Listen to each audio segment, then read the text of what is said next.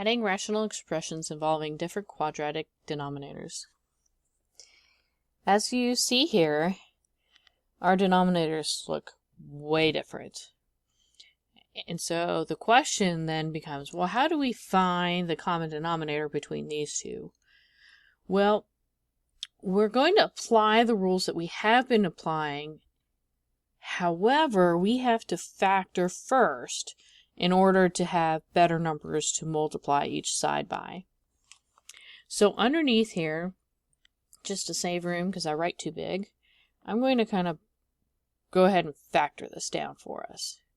So, and this is leading coefficient of 1, so that makes that easier. So we need factors of 12 that'll add up to get us -8. So negative 6 times a negative 2 would get us a positive 12, but add to get us a -8. Okay, now let's look at this one. We need to factor this one down.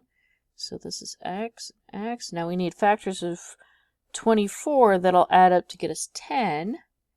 And I think -6 and -4 would get us a positive 24, but add to get us a -10. Okay, so now that we factored it, now we can kind of see, okay, what does both have and what are both missing? So we need to find that LCD. Okay, they both have an x minus 6, so that's good. But the left side's got an x minus 2. And the right side's got an x minus 4. So all together, this is what our LCD, our lowest or least common denominator, is going to be. So that means I'm going to rewrite it down here.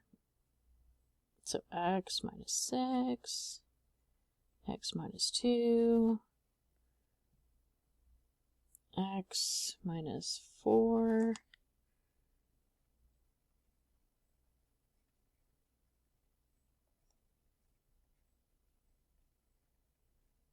okay, so looking up here, we're kind of just ignoring this at this point. Mark it out so that way we can kind of just focus. So on this side, what we're missing is we're missing that x minus 4. And of course, if we multiply that on bottom, we have to multiply that to the top. As you can see, we have a monomial and a binomial, so that means we're going to need to distribute this to everything inside the parentheses. So 4 times x gets us 4x, and 4 times -4 is -16. Okay. Now on this side, what we're missing, here let me use a different color, we'll do it green. We're missing that x minus 2 on this side, which means we need to multiply this by x minus 2. So notice I'm bringing this minus sign down for right now. And I've got 2 times x, which gets us 2x. And then 2 times -2 is -4. Okay, now that we've distributed it, we need to go ahead and take care of this minus sign. Now we could have done it up here as well, but I wanted to go ahead and just kind of multiply this out. But be very careful that you don't forget this, okay? Because this will change your complete answer altogether. So we need to distribute this. So that makes that a negative. And this now becomes a positive. And that's gone now. Okay.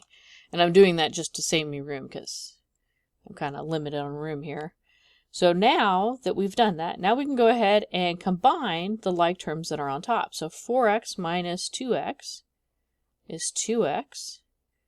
-16 plus 4 gets us a -12 over x minus 6, x minus 2, and x minus 4.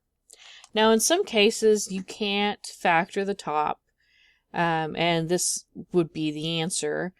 However, you always need to check at the end to make sure, can you still factor the top? Well, if you look, we can factor the top. We could take a 2 out. So if we take a 2 out, we get x minus 6 on top. And if you look, see what we've got down here? So that means we can cancel something. Okay, so be very careful because this can actually cancel this now. So the answer that we'll be putting into Alex is 2 over x minus 2, x minus 4.